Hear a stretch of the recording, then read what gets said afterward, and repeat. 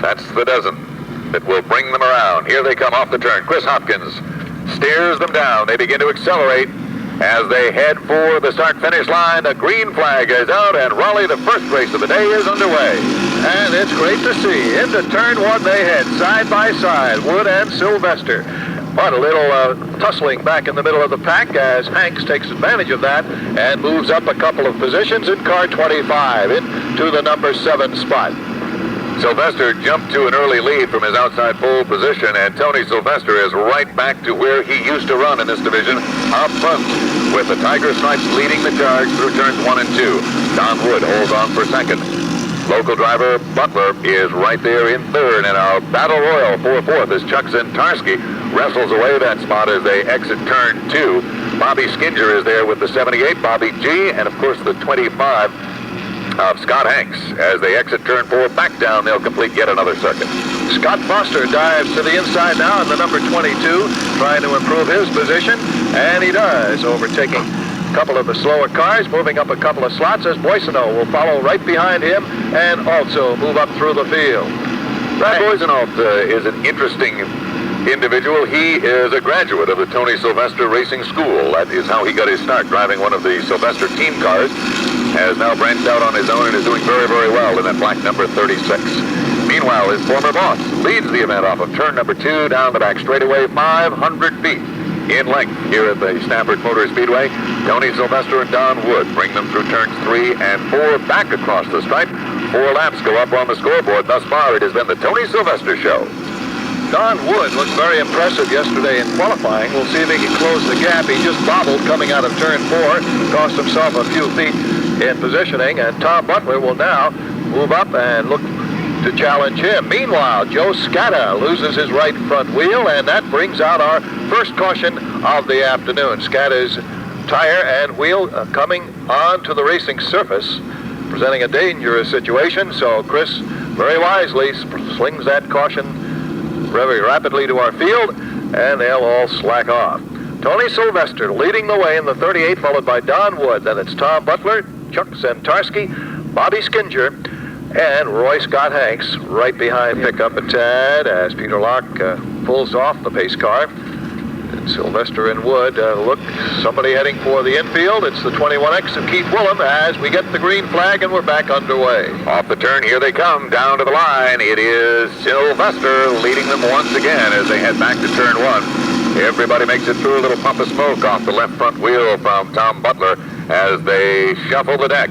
Here comes Bobby Skinger down low underneath Chuck Zentarski, and Butler moves in for second. Wood is back to third. Skinger and Zentarski round out the top 5 as they exit turn 4. About the only thing that remains the same as it was the last lap is that Sylvester continues to lead.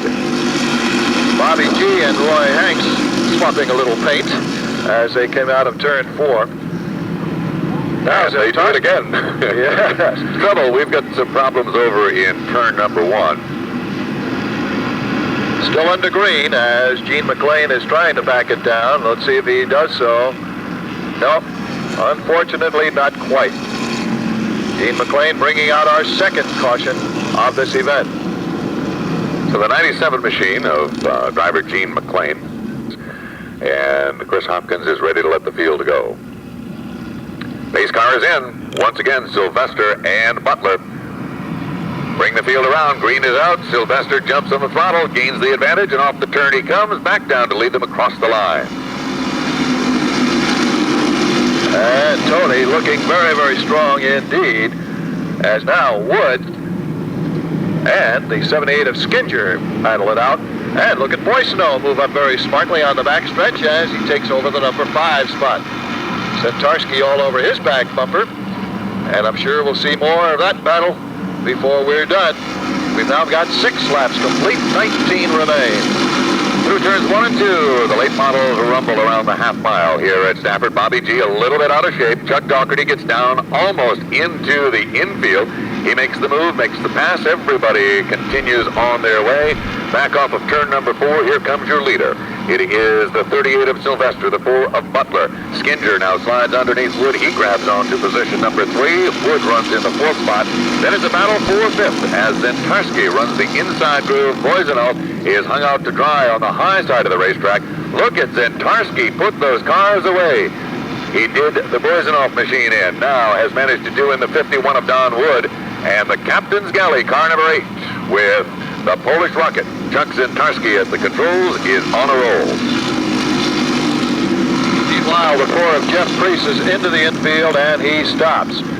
Meanwhile, back in the pack, a bit of a duel going on now for the number 6 position. Chuck Doherty looking for an opening around Wood, and the 11M machine of John Ledger. We've got a great bit of competition about halfway back through the pack. You can see the 17 of Larry Pinson, the 16 of Bobby G. Those two cars really going at it, along with the 21 machine. All of those cars literally glued together as they worked their way off the second turn down the back straightaway. Bobby G ended up with the short end of that stick and loses a couple of spots. Bim Adams also trying to make his way up through, as is multi-time feature winner, the 66 Cliff Stakey. It's a long way to go as those drivers see Tony Sylvester flying high with car number 38. Brand new paint combination for the Sylvester team.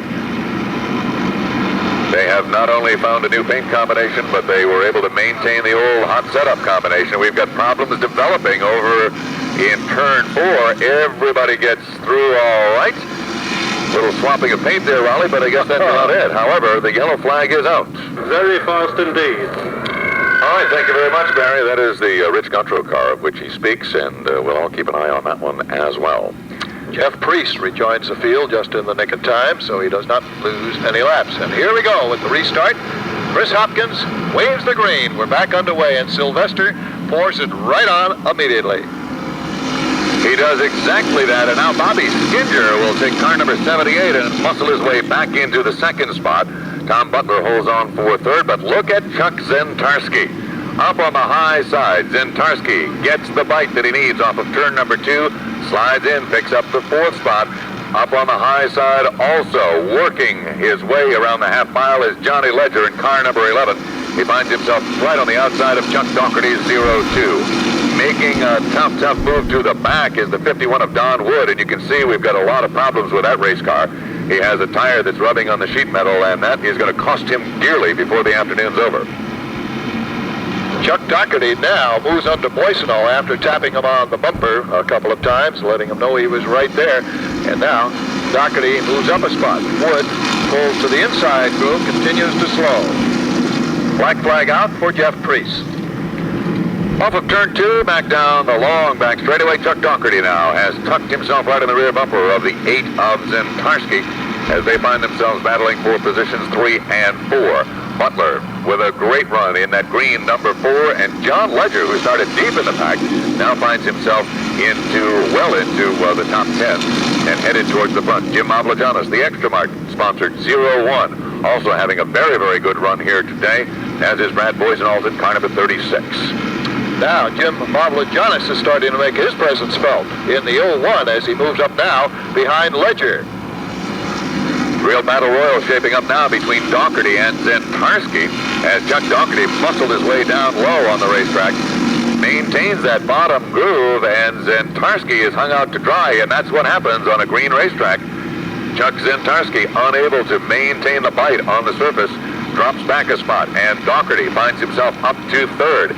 Now, a serious challenge appears to be developing, Raleigh, for the lead as Bobby Skinger has managed to reel in the rear bumper of Tony Sylvester, and Skinger now takes a look to the low side off of turn 2. Here we go, a challenge for the lead as the 78 of Bobby Skinger sticks the nose down low. Sylvester eases the door shut, but Skinger will not be put out. They swap a little paint off of 4 back to the line. It is still Sylvester, but only by inches. Great competition. This time Skinger gets a little bit loose, and Sylvester on the outside. Now it's once again Skinger roaring back down the backstretch. Sylvester holds top on the high side, but under these track conditions, Skinger certainly has the advantage. Down to the line, he grabs the lead at the stripe. We'll see what things do in turn one, and as it stands, Sylvester has a good bite through turns 1 and 2, but this time it's not good enough. Skinger is able to motor ahead by about a half a car length, but Sylvester hangs in tough on that high groove. They continue side by side. Skinger now has managed to inch out enough so he can close the door, and Bobby Skinger on lap 18 picks up the lead. Meanwhile, in the pack, Doherty, of course, is running third and closing the gap, we might add, and Zentarski is now getting a battle from John Ledger in the 11M. But it's far from over up front, Raleigh. Look at that. Sylvester takes the lead right back. It looks like a three-way run for the lead now as Skinger looks in the mirror, and there's Chuck Doherty in car number 02. So it's a three-way run. 19 laps up on the scoreboard. 25 is the distance. It'll be a shootout to the end.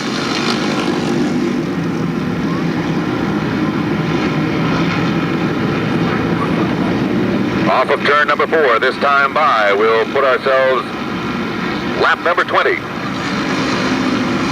And it is Tony Sylvester who seemed to get a little bit of energy somewhere. Put that tiger in the tank, if you will. Look at the battle for second as Doherty runs down low. Skinger up on the high side. This time only 4 laps will remain to be run.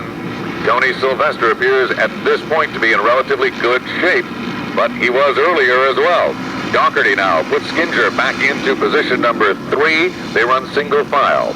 It's the 38 of Tony Sylvester, the 02 of Doherty, but here comes Skinger back on the inside of the racetrack. That is the hot groove right now, and Bobby Skinger plans to take full advantage. Doherty tries to squeeze him down tight. Off the turn they come, inches apart as they exit turn 4. Back across the stripe, Chris Hopkins keeping a very close eye on these two competitors. They rub fenders in turns 1 and 2. Skinger now has a slight advantage off of 2. He now moves back into second as they swap positions back and forth. Sylvester maintains the advantage. The hot battle right now is for second as Bobby Skinger has run from first to second to third. He's been up and down like a yo-yo along with everyone else in the top 5. Inches apart they run. Off the second turn and down to turn 3. The 38, Tony Sylvester. Off the turn, looks to the start-finish line. Tony a little bit loose that time by. White flag is out. One more time around the park for Tony Sylvester, and Doherty is back to the inside.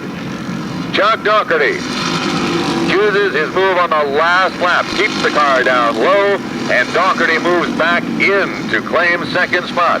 Can he maintain that position from his spot there until the start-finish line? Here comes Skinger. Down low. Who will it be at the line? Sylvester grabs the win. Doherty, Skinger, Zentarski, Ledger, and Mavlajanis. Absolutely incredible race for the late model stock cars here on Spring Sizzler Sunday. And Tony Sylvester returns to the late model wars as a very, very successful and makes it a very triumphant return with a win here on Spring Sizzler Sunday. Chuck Doherty, Bobby Skinger, Chuck Zentarski, John Ledger, and Jim Mavlajanis. What a great job those drivers did, swapping positions, swapping paint back and forth, and yet managing to come out with a truly great race.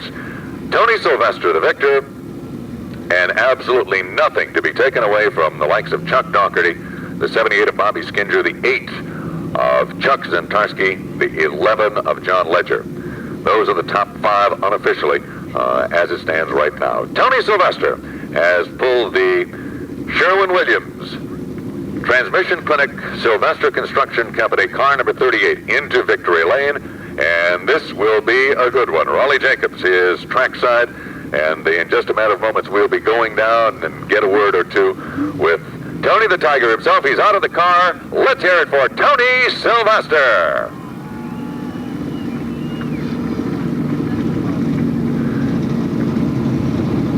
Tony makes his way over to victory lane. Let's go trackside now. Here is Raleigh Jacobs. Raleigh?